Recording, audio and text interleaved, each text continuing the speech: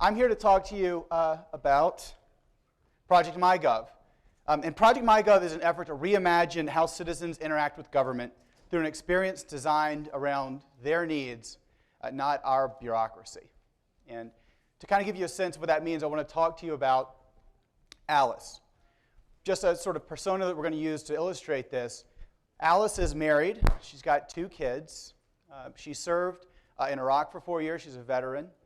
She started her own small business. She's in catering. And she owns her own home in my hometown of Huntsville, Alabama. There's a lot of government information relevant to her.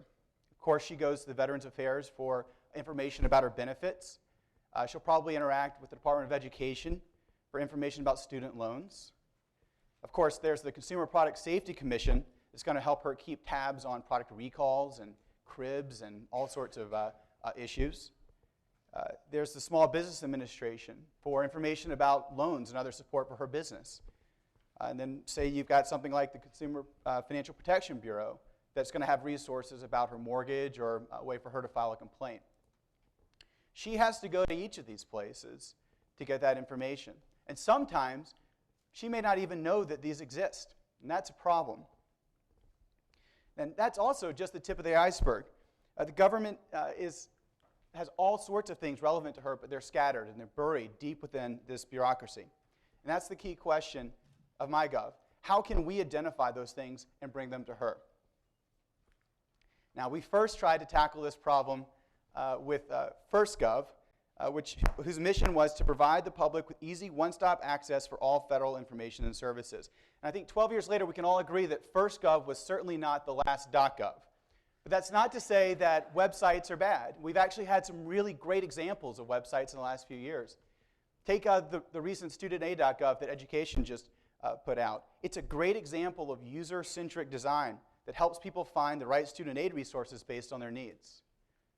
Of course, you've got healthcare.gov, which is for the first time, you can find all of your public and private healthcare coverage options in the same place. And it, too, is built around users.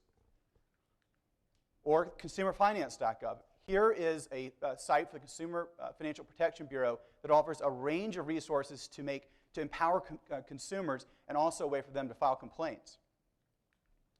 Each offers powerful tools to the user, and each is organized around a regular person, not a subject matter expert.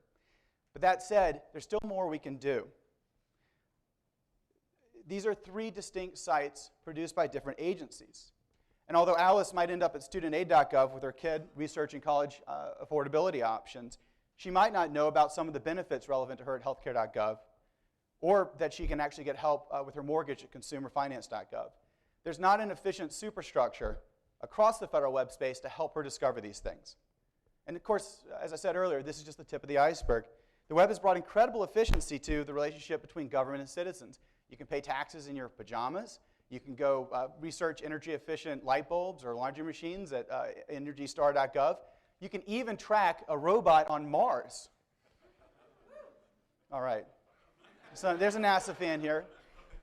All right. There's a lot to discover, and shifting that burden from the citizen back to the government is what we're trying to do here. But back to Alice.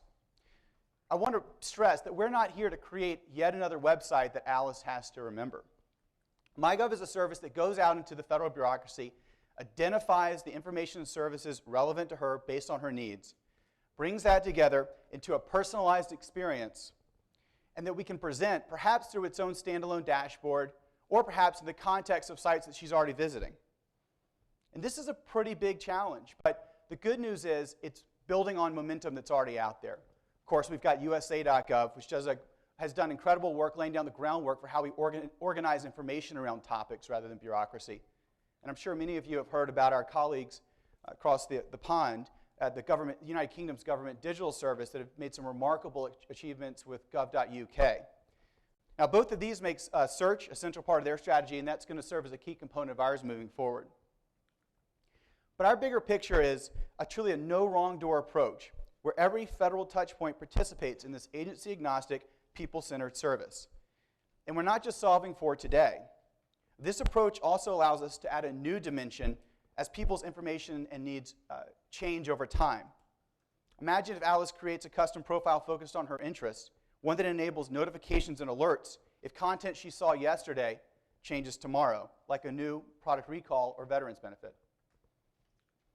So what's this going to look like? In 1 month, we're planning to have a basic prototype of the MyGov platform. In 3 months, define this basic persona standards for personalizing services and information. And in 6 months, have at least 2 important citizen and government interactions using the platform, and a personalized notification center for government services and information.